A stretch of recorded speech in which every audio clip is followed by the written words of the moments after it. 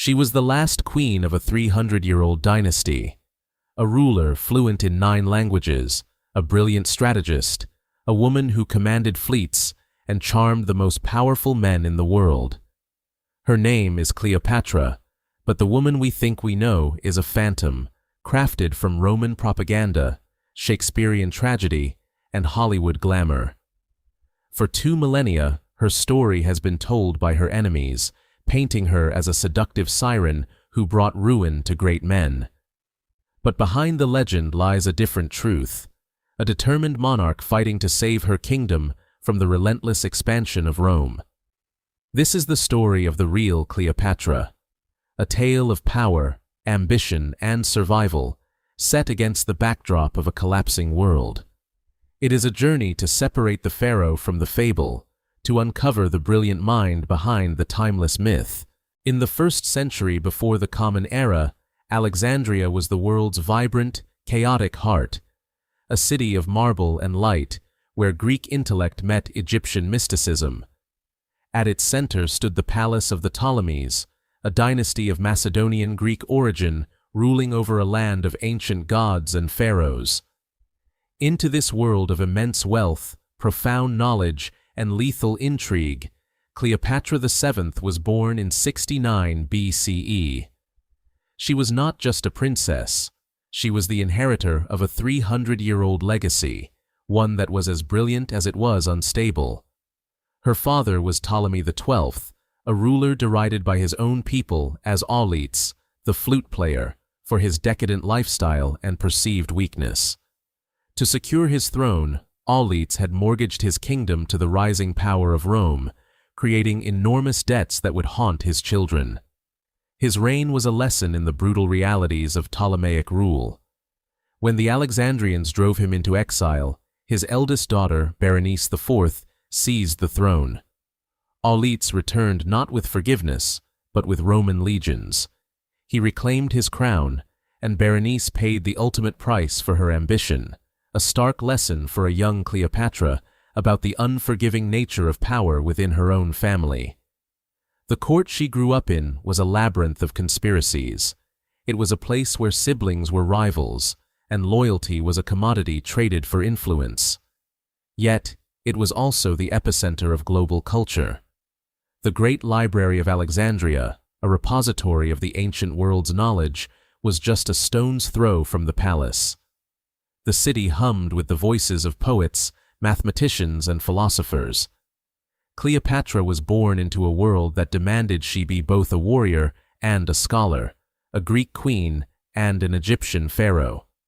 She inherited a kingdom teetering on the edge of bankruptcy and civil unrest, its sovereignty threatened by the ever-expanding shadow of the Roman eagle. Her inheritance was not simply a crown, but a complex puzzle of survival. When Ptolemy XII passed away in 51 BCE, his will decreed that his 18-year-old daughter, Cleopatra, and her 10-year-old brother, Ptolemy XIII, should rule together. It was a formula for disaster, a partnership destined to ignite the simmering tensions of a court where power was the only prize and family ties were the first casualty. The stage was set for a new chapter of conflict, one that would test every lesson she had ever learned about her dangerous inheritance.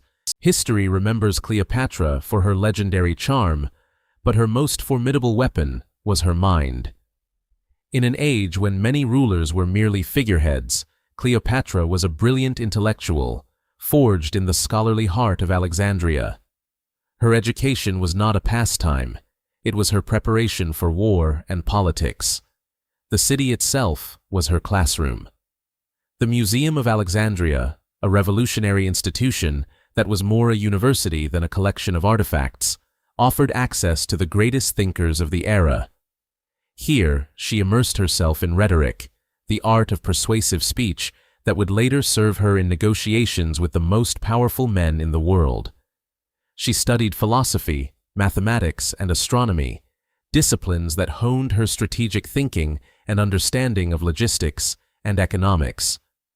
But her most remarkable intellectual achievement was linguistic.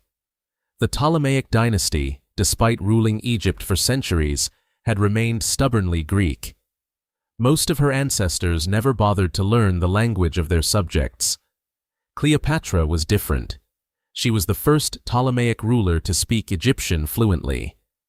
This single act was a masterful political stroke, allowing her to connect directly with the priests and the common people, bypassing the Greek-dominated court.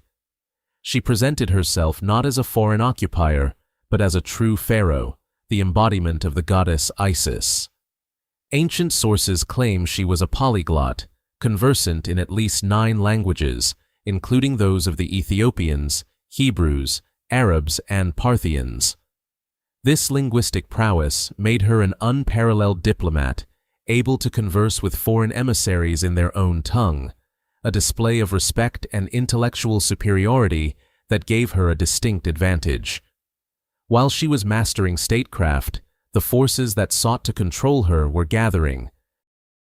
A trio of ambitious courtiers, the eunuch Pothinus, the general Achilles, and the rhetorician Theodotus of Chios, saw her brilliance not as an asset to the kingdom, but as a threat to their own influence.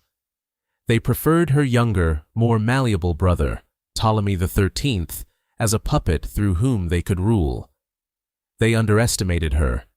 They saw a young woman, but failed to recognize the scholar, the strategist, and the political operator. Her education had provided her with more than just knowledge. It had given her the tools to analyze her opponents, anticipate their moves, and craft her own audacious plans for survival. The court of Alexandria was about to discover that the scholar queen was not a pawn to be manipulated, but a player who intended to win the game. The joint rule of Cleopatra and her brother Ptolemy XIII was, from its inception, a fragile illusion. The will of their father had bound them together, but ambition and the machinations of a treacherous court would tear them apart. From the very beginning, Cleopatra refused to be the junior partner in this uneasy alliance. She was 18, intelligent, and keenly aware that in the world of the Ptolemies, the passive ruler was often the one who did not rule for long. She took decisive action to assert her dominance. Official documents were issued under her name alone. Coins were minted bearing only her portrait, a bold and unprecedented move for a female co-ruler. She was signaling to Egypt and the world that she was the true power on the throne. This display of authority was a direct challenge to the powerful clique surrounding her 10-year-old brother. His chief minister, the eunuch Pothinus, held the treasury.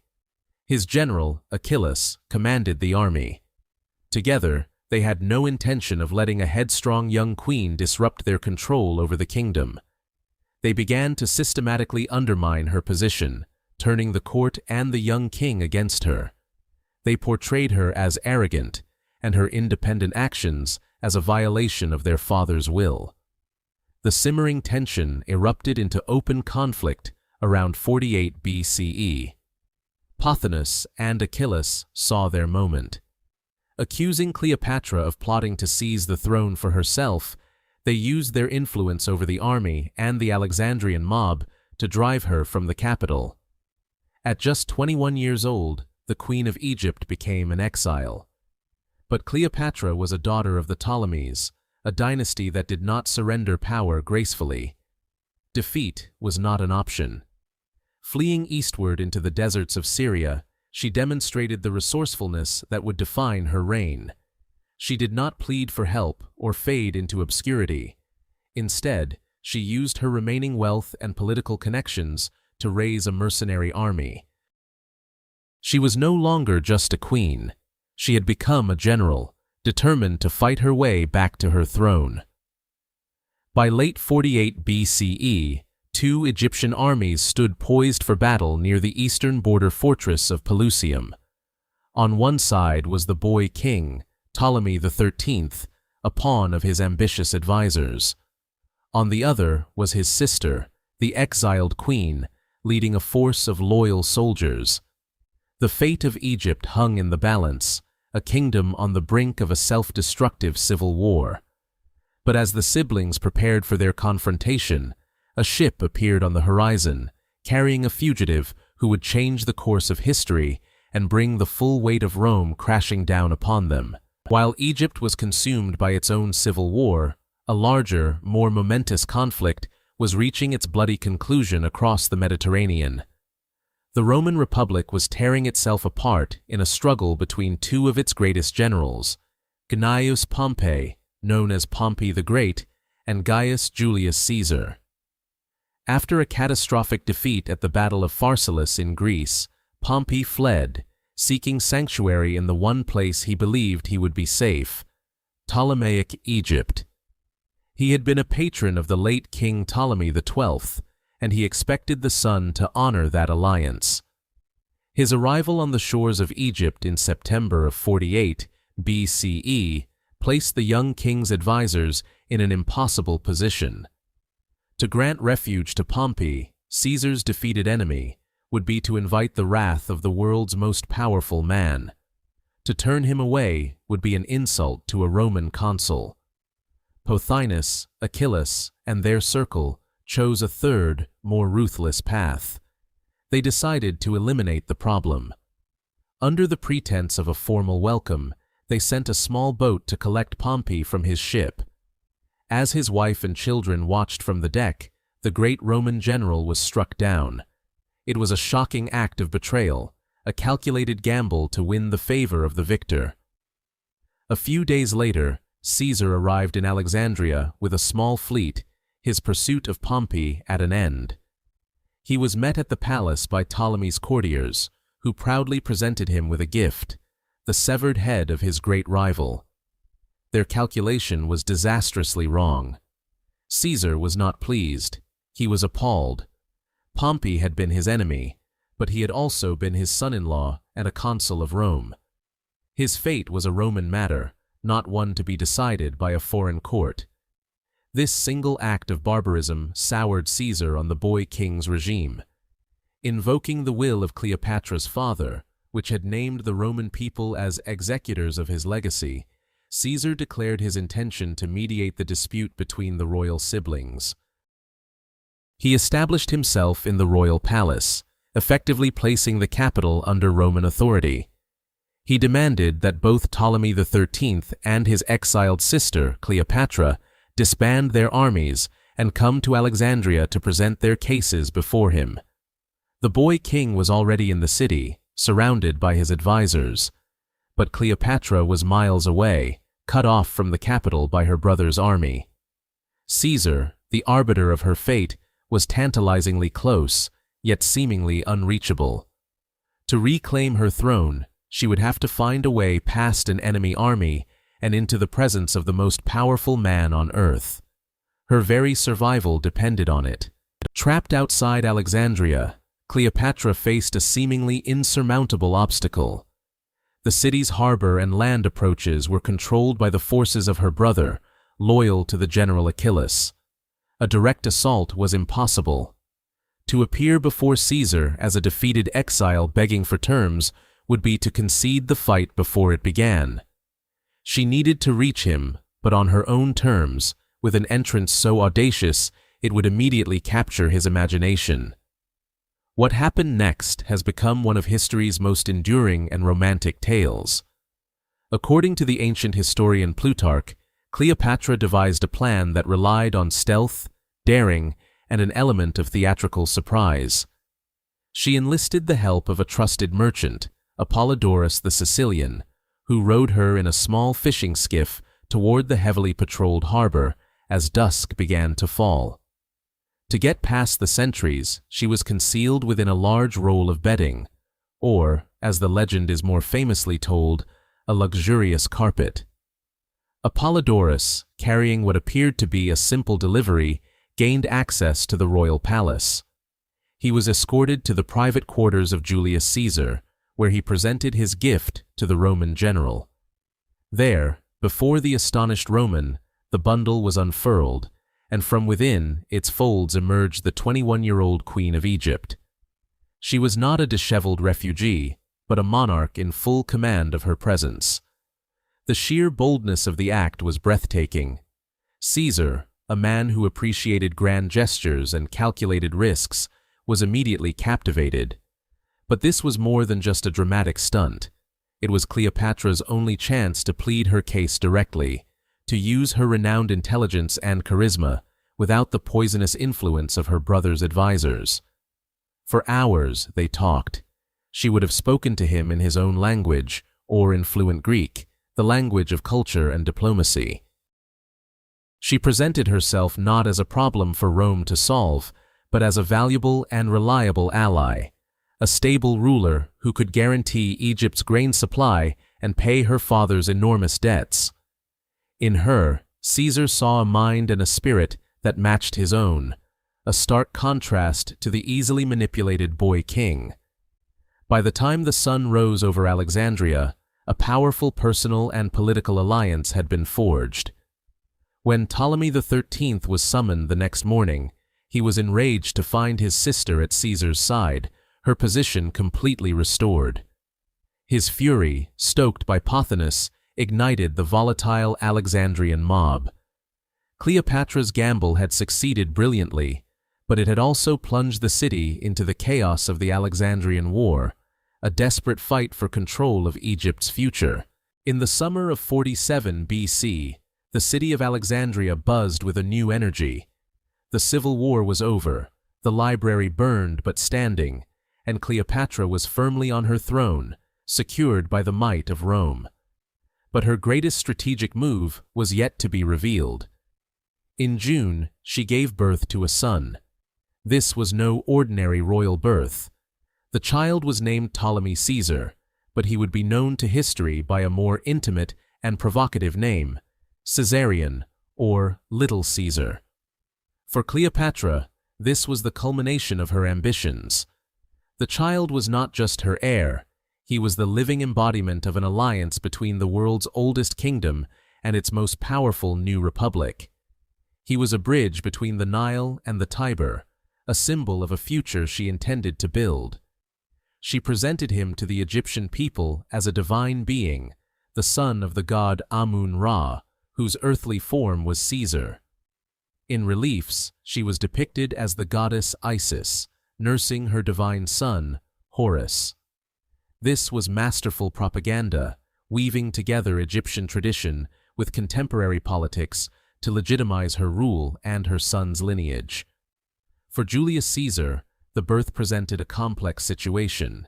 In Rome, he was a dictator, but not a king.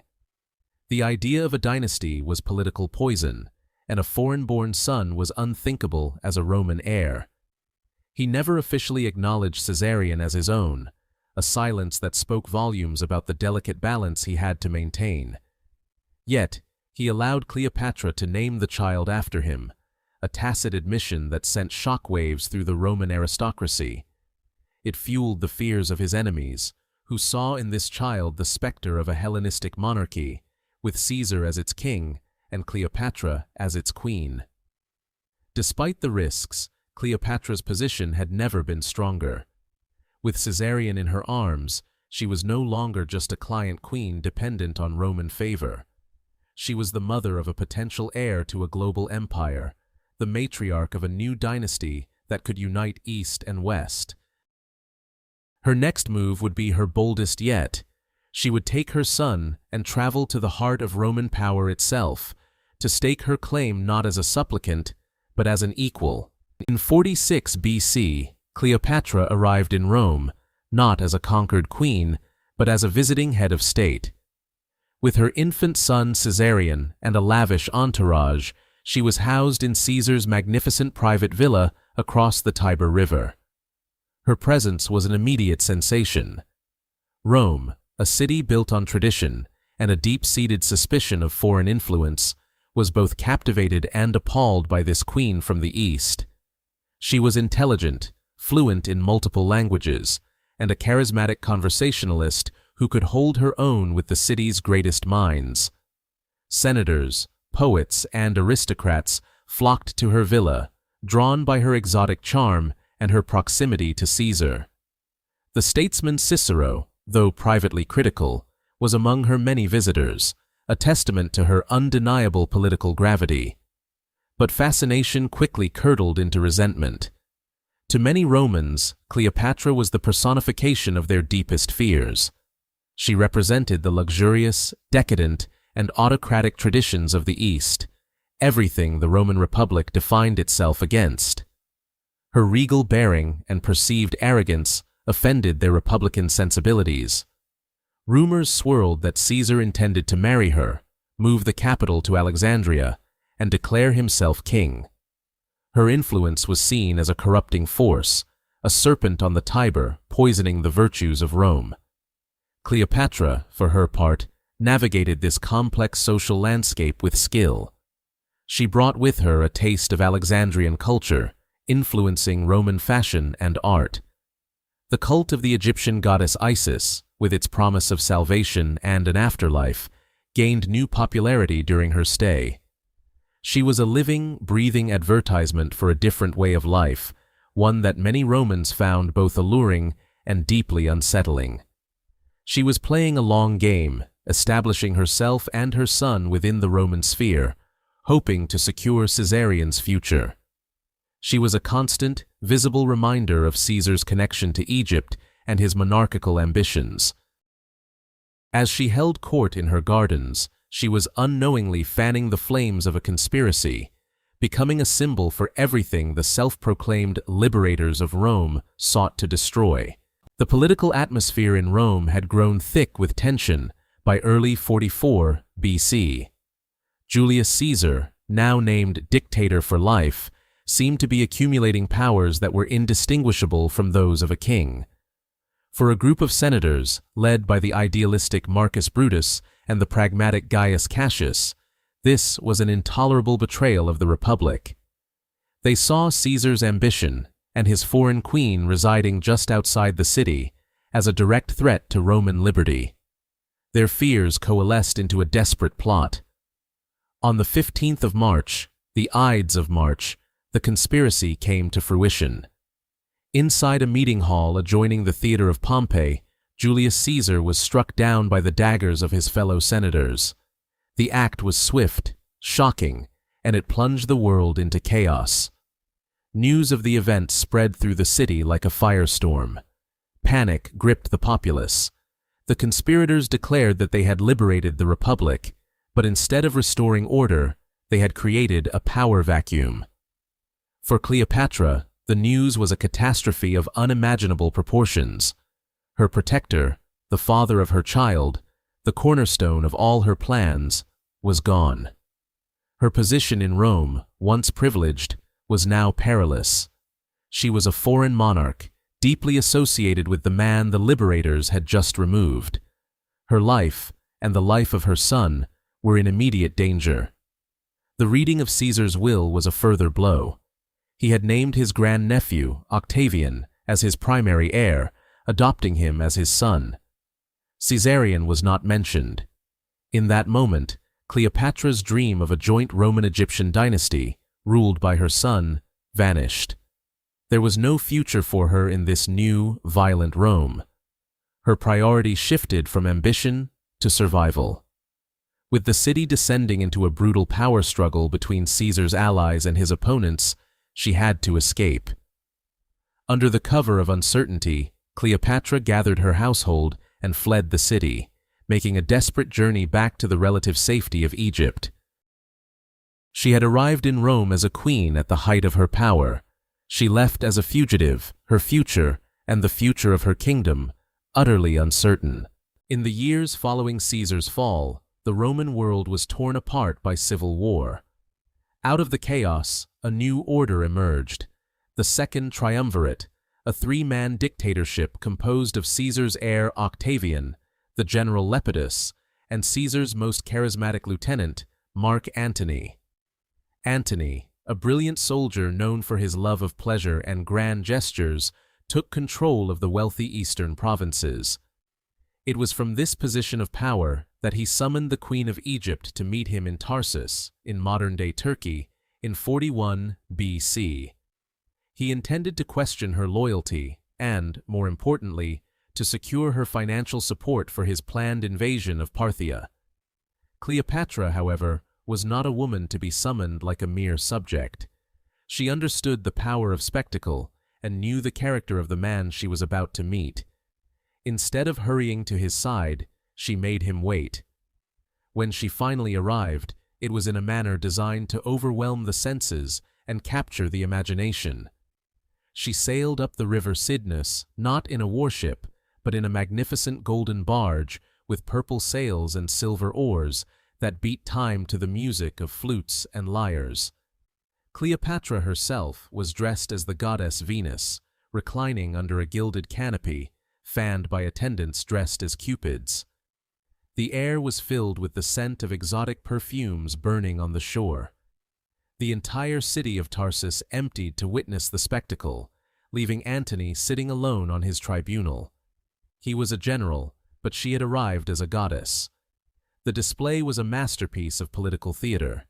It immediately shifted the balance of power, casting her not as a subordinate client queen, but as a divine being meeting a mortal. Antony, a man who saw himself as a descendant of Hercules and who styled himself as the new Dionysus, was utterly captivated.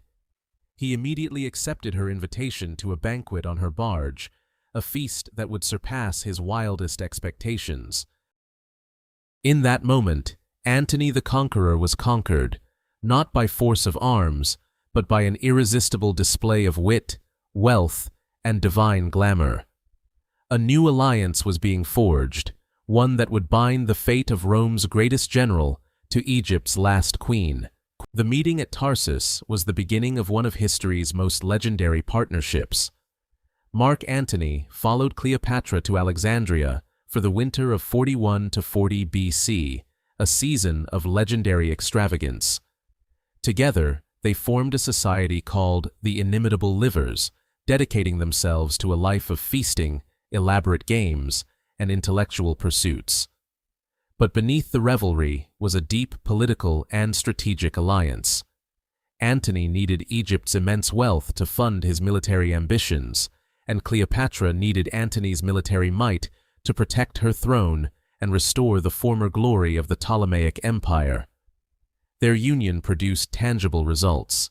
Cleopatra gave birth to twins, Alexander Helios and Cleopatra Selene. The names themselves were a declaration of ambition, the sun and the moon, destined to rule the world. Though Antony was forced to return to Rome and enter a political marriage with Octavian's sister, Octavia, his bond with Cleopatra proved unbreakable. By 37 BC, he was back with her, preparing for his long-delayed war against Parthia. He needed her support more than ever, and she gave it, in exchange for vast territories that restored much of Egypt's former imperial reach. The culmination of their partnership came in the autumn of 34 BC, after Antony's moderately successful campaign in Armenia. He staged a bizarre and provocative ceremony in the heart of Alexandria. Known as the Donations of Alexandria, it was a public declaration of a new world order. Antony and Cleopatra sat on golden thrones, dressed as the gods Dionysus and Isis. Before the assembled crowds, Antony proclaimed Cleopatra Queen of Kings, and Caesarion the true son and heir of Julius Caesar. He then presented their own 3 children, granting them titles and territories that spanned from Libya to India. Alexander Helios was named king of Armenia and Parthia.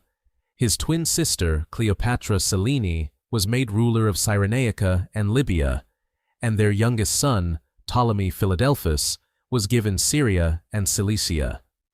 This was more than a celebration.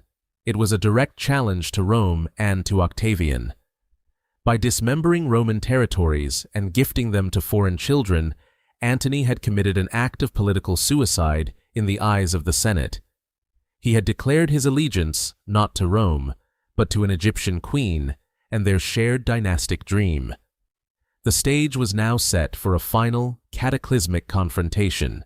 In the winter of 37 BC, Mark Antony returned from the east, not to Rome, but to Alexandria. His reunion with Cleopatra was more than a rekindling of a famous romance. It was the consolidation of a new power base. After years apart, their partnership was reborn, stronger and more ambitious than ever. Alexandria, the golden city of the Ptolemies, became the de facto capital of the Roman East. Its marble colonnades and bustling harbors pulsed with a unique energy, a fusion of Hellenistic culture, Egyptian tradition, and Roman military might. Here, Antony and Cleopatra reigned not merely as lovers, but as co-rulers of a burgeoning empire. Their court was a spectacle of unparalleled opulence, designed to project an image of divine authority and limitless wealth. Lavish banquets, known as the inimitable life, became legendary, gatherings where the intellectual elite of the Greek world mingled with Roman commanders and Eastern client kings. Cleopatra, a brilliant administrator and linguist, was at the center of it all. She was no passive consort. She was Antony's chief political advisor, his financier, and the mother of his children. During this period, their family grew with the birth of Ptolemy Philadelphus, joining his older siblings, Alexander Helios and Cleopatra Selene. For Antony, these years represented a profound shift. He began to adopt elements of Eastern monarchy, appearing in public not just as a Roman proconsul, but as a Hellenistic king, a new Dionysus to Cleopatra's Isis. While this resonated with his Eastern subjects, it sent tremors of unease through Rome. He was still a Roman general, beloved by his legions, but his heart and his future were now inextricably tied to Egypt. In 34 BC, Antony launched a successful and swift military campaign, conquering Armenia. But instead of celebrating his victory with a traditional triumph in Rome, he staged a magnificent parade through the streets of Alexandria. Riding in a golden chariot, with the captive Armenian king paraded before him, Antony presented his spoils not to the Roman Senate, but to his Egyptian queen. This act was a calculated and audacious statement.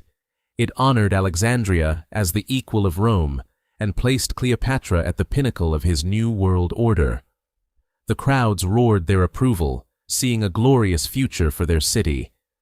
But in Rome, the celebration was seen as a grave insult, a betrayal of every Roman tradition. The golden winter in Alexandria was over, a political storm was brewing, and this spectacular triumph was the first flash of lightning. The Armenian triumph was merely a prelude. Days later, in the autumn of 34 BC, Antony and Cleopatra staged an even more provocative ceremony, an event that would irrevocably sever their ties with Rome. In the heart of Alexandria, within the sprawling grounds of the gymnasium, two large golden thrones were placed on a silver platform. Antony and Cleopatra took their seats, he dressed as the god Dionysus, she as the goddess Isis. Below them, on smaller thrones, sat their children. What unfolded next was a political spectacle of breathtaking audacity, known to history as the Donations of Alexandria. Speaking to the assembled crowds, Antony began to formally distribute the lands of the East. This was not a symbolic gesture, it was a radical redrawing of the map.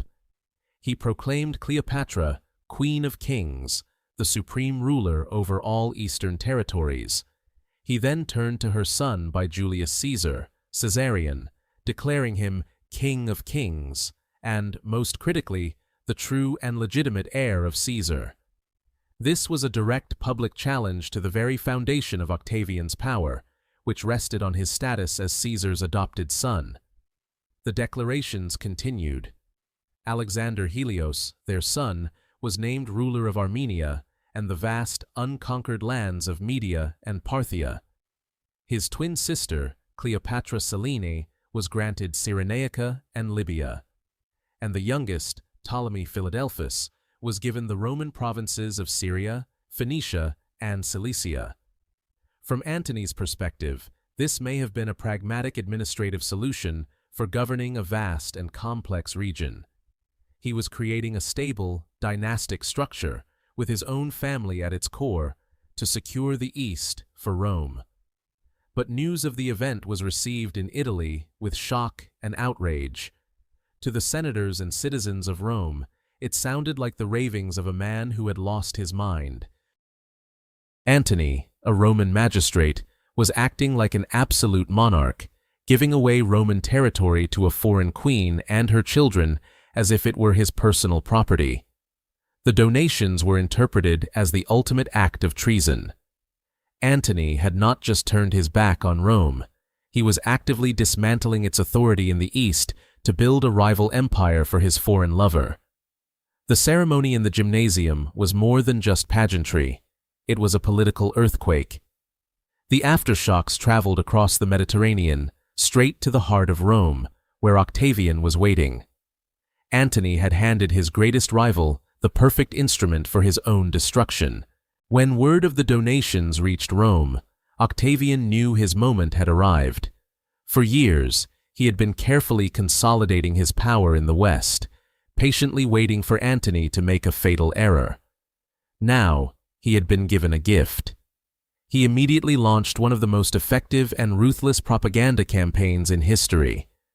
The target was not just Antony, but the woman who supposedly controlled him, Cleopatra. In speeches to the Senate and pamphlets distributed on the streets, Octavian painted a lurid picture of life in Alexandria. Antony was no longer the great general, but a man emasculated, a Roman who had gone native. He was depicted as a drunken reveler, enthralled by an Eastern sorceress, a puppet dancing to her every command. Cleopatra was cast as the ultimate foreign threat. She was not a queen, but a scheming seductress who used her charms to corrupt a noble Roman. Octavian's narrative claimed she dreamed of conquering Rome itself, of moving the capital to Alexandria and ruling over the Roman people from her decadent court. This was a powerful message, playing on Roman xenophobia and traditional values. Antony and his supporters fought back. From their base in the East, they launched their own counter-propaganda. They portrayed Octavian as a low-born upstart, a sickly boy who had forged his adoption by Caesar and stolen his inheritance. They minted coins showing Antony as the true heir to Caesar's legacy, a heroic figure paired with his powerful queen. But they were fighting an uphill battle. Antony's actions seemed to confirm Octavian's accusations. In 32 BC, he committed a final, unforgivable act in the eyes of many Romans. He formally divorced Octavia, Octavian's virtuous and respected sister. The personal insult was also a profound political rupture, severing his last formal link to the Roman establishment. Seizing on the outrage, Octavian made a daring and illegal move. He marched his men to the Temple of Vesta, forced the Vestal virgins to surrender Antony's secret will, and read its contents aloud to the Senate. The will allegedly confirmed that Antony wished to be buried in Alexandria beside Cleopatra and reaffirmed the grants of Roman land to their children. The effect was electric. It was all the proof the Senate needed. Antony had forsaken his ancestors, his wife, and his city. Under Octavian's masterful direction, the Senate revoked Antony's authority and declared war. But in a stroke of genius, they declared war not on a fellow Roman, but on the foreign queen, Cleopatra. The impending conflict would not be another civil war, but a patriotic defense of Rome against an Eastern menace. The declaration of war split the Mediterranean world in two. From Spain to Syria, aristocrats, soldiers, and client kings were forced to choose a side. An epic confrontation was now inevitable, and both factions began to assemble the largest military forces the world had ever seen. The East rallied to Antony and Cleopatra. Their headquarters were established in Greece, a strategic position from which to threaten Italy. Their combined navy was a formidable armada of nearly 500 warships. Many of these were massive quinqueremes and octarays, floating fortresses bristling with catapults and towers full of archers. On land, Antony commanded legions of seasoned veterans, totaling over 100,000 men. This immense force was financed by the legendary treasury of Egypt, a seemingly bottomless well of gold provided by Cleopatra. She was present in the war camp, a constant reminder of what they were fighting for, and, for some Romans, a source of deep resentment. Her presence alongside client kings from across the east gave Antony's camp a distinctly foreign feel, unsettling many of his Roman officers. Across the Adriatic Sea, the West mobilized under Octavian. His forces were slightly smaller, with around 400 ships and perhaps 80,000 legionaries. But what his navy lacked in size, it made up for in design. The bulk of his fleet consisted of Liburnian galleys, light, fast, and exceptionally maneuverable vessels. More importantly, Octavian had Marcus Vipsanius Agrippa, a military genius and arguably the greatest admiral of the age. While Antony's camp was a fractious coalition of diverse interests, Octavian's was a unified Roman force, fired by a sense of patriotic duty. As the year 32 BC drew to a close, the two colossal forces settled into a tense standoff, watching each other across the narrow sea. Antony's strategy appeared to be a naval blockade of Italy, followed by an invasion. Octavian and Agrippa knew they could not wait. They had to force the issue. As winter storms lashed the coast, Agrippa began his campaign. In a series of brilliant surprise attacks, he used his agile fleet to capture key coastal towns and supply depots in Greece, disrupting Antony's logistics and tightening a strategic noose. The grand armies were motionless, but the decisive phase of the war had already begun. The opening moves of the final contest for the Roman world were being made not with a clash of legions, but with daring raids in the cold winter sea. The second day of September, 31 BC, dawned calm and clear. Off the coast of Actium in western Greece, the long stalemate was about to break. For months, Antony's fleet had been blockaded inside the Ambracian Gulf by Agrippa's navy. With supplies dwindling and his forces weakened by illness, Antony was forced to risk everything on a breakout. He planned to use his massive warships to punch through the enemy line and escape to Egypt, leaving his land army to follow later. His fleet emerged from the Gulf and formed a dense crescent, their huge frames and bronze rams presenting a formidable wall. Agrippa, refusing to be drawn into a close-quarters brawl where Antony's heavier ships had the advantage, kept his distance. For hours, an eerie quiet hung over the water as the two fleets faced each other. Finally, Antony's line advanced, and the battle for the world began. It was a contest of two distinct naval philosophies. Antony's giant vessels were powerful but cumbersome. Agrippa's lighter Liburnian ships were too nimble to be easily rammed. They swarmed around the larger ships like angry hornets, darting in to shatter their oars and rudders, isolating and immobilizing them. Catapults hurled projectiles, and archers exchanged volleys in a chaotic, swirling melee that stretched for miles. For much of the afternoon, the outcome hung in the balance. Then, around 4 o'clock, the unthinkable happened. Cleopatra's squadron of 60 ships, which had been held in reserve behind the main line, suddenly hoisted their purple sails, a prearranged signal, and made a dash for the open sea. They broke through a gap in the fighting and sailed south. Antony, seeing her fleet depart, made a fateful choice. He abandoned his flagship, transferred to a smaller, faster vessel, and raced after her, leaving his entire navy and army behind. The effect on his forces was catastrophic. The sight of their commander fleeing the field shattered their morale. Cohesion vanished. Some ships fought on with desperate courage, but without leadership, their cause was lost. Agrippa's forces closed in, surrounding the disorganized remnants of Antony's fleet. By nightfall, the battle was over. What remained of Antony's grand navy was either captured or had been consumed by flames. It was a victory of strategy over strength, of agility over size. Octavian was now the sole, undisputed master of the Roman world. For Antony and Cleopatra, their flight from Actium was not an escape to safety. It was the beginning of a desperate, final retreat from which there would be no return. The Ionian Sea churned on September 2nd, 31 BCE.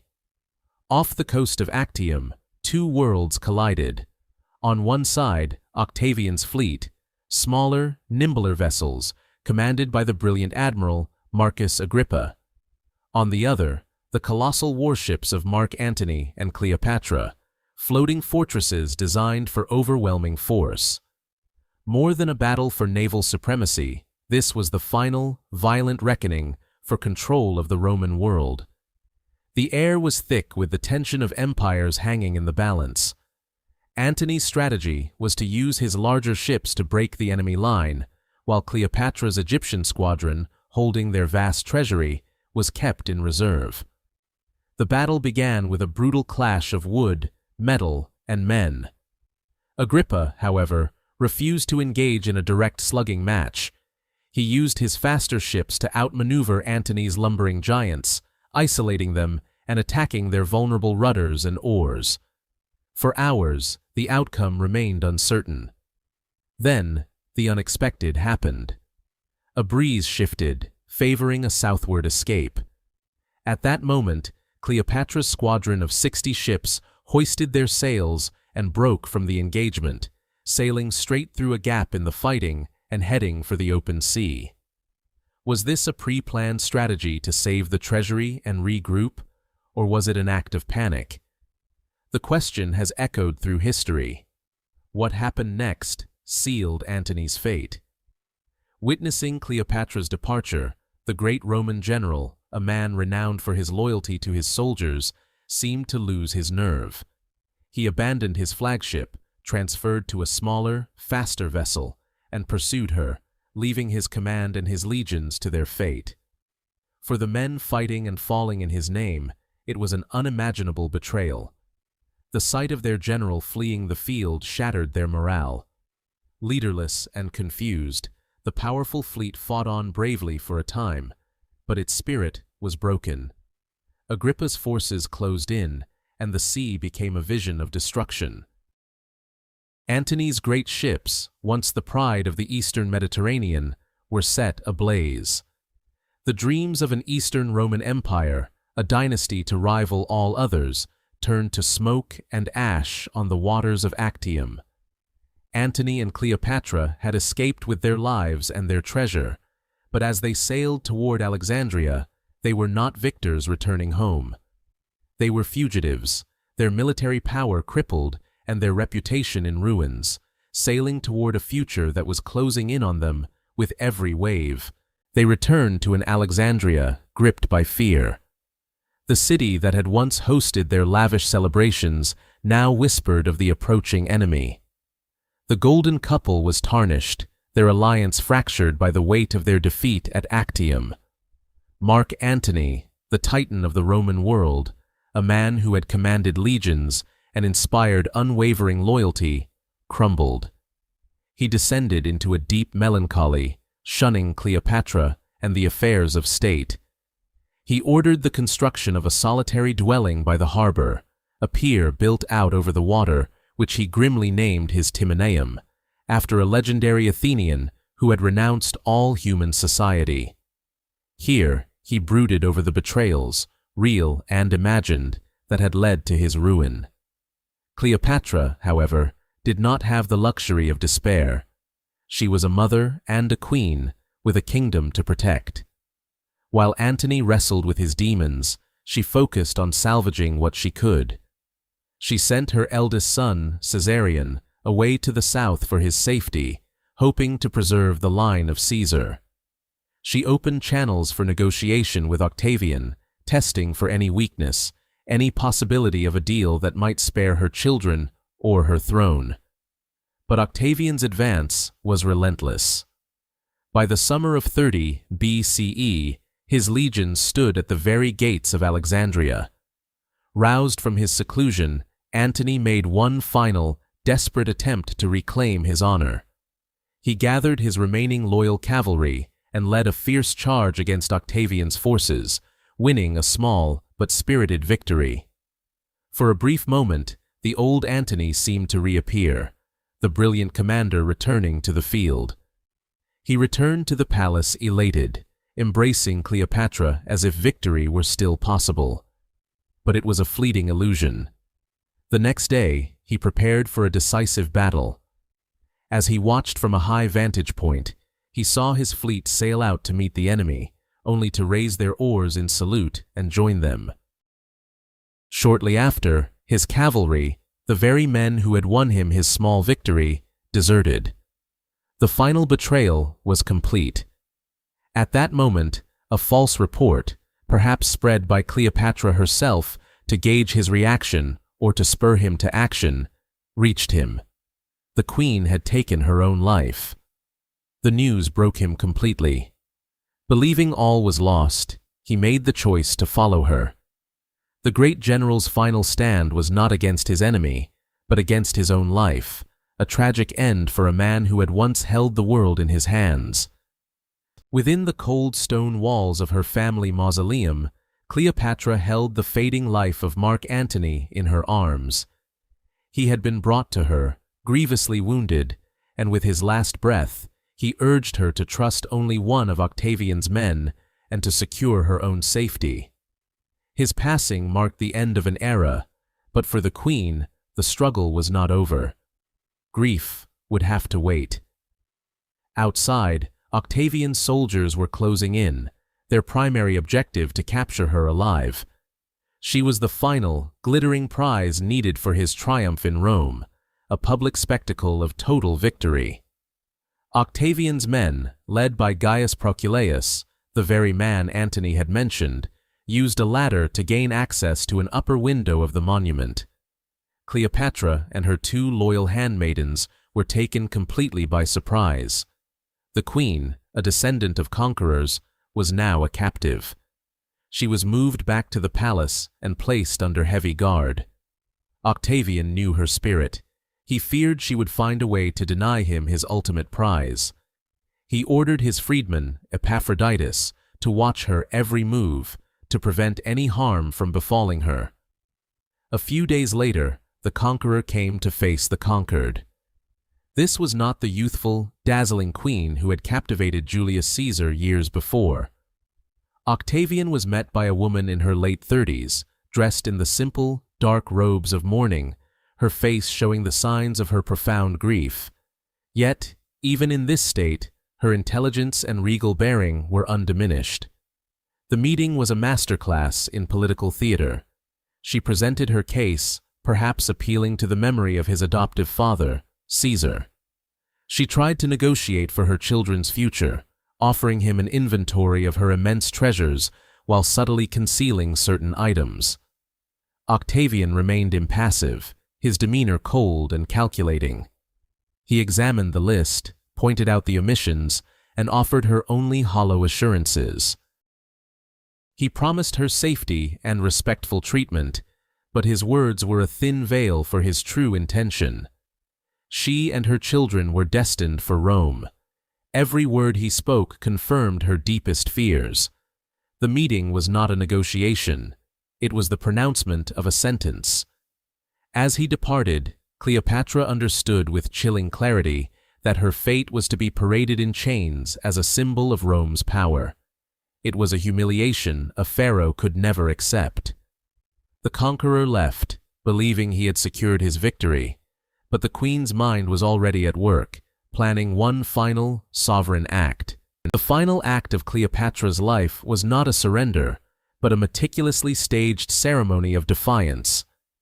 Confined within her palace quarters, she played the part of the compliant captive, lulling her Roman guards into a false sense of security. Her first request was a simple one: to be allowed to perform the final rites at Antony's tomb. Octavian, perhaps seeing it as a sign of her broken spirit, granted it. With her attendants, she visited the tomb, her display of grief both genuine and a strategic part of her plan. She was saying goodbye not only to her great love, but to the world of the living. Returning to her chambers, she called for a bath and a sumptuous final meal. Her every action was deliberate, imbued with ancient ritual. She was not merely ending a life, she was preparing for a sacred transition. She dressed herself in her most magnificent royal regalia, adorning herself with the symbols of the goddess Isis, whom she was believed to embody on earth. She was no longer Octavian's prisoner, she was once again the divine ruler of Egypt. The method of her final passage is steeped in legend, a story so powerful it has overshadowed the historical record. It is said that a farmer arrived with a basket of fresh figs, a gift for the queen. Hidden beneath the sweet fruit, according to the tale, was an asp, the Egyptian cobra. This creature was not a symbol of despair, but of divine royalty, its bite believed to grant immortality. With her two most faithful handmaidens, Iris and Charmian, by her side, she prepared for the end. There was no panic, only a calm, regal solemnity. She composed a final letter to Octavian, its message clear. She was to be buried beside Antony. The letter was dispatched, serving as her final announcement. When Octavian's guards, alarmed by the letter's contents, burst into the room, they did not find a scene of frantic despair. Instead, they found a tableau of majestic stillness. Cleopatra was seated upon her golden couch, dressed as a queen, looking as if she were merely asleep. Iris lay at her feet, while Charmian, struggling to stay upright, adjusted the diadem on her mistress's head. One of the guards reportedly asked, "Was this well done of your lady, Charmian?" Her reply was legendary. "Excellently well, and worthy of the descendant of so many kings." In that moment, Cleopatra the woman was gone, but Cleopatra the legend was born.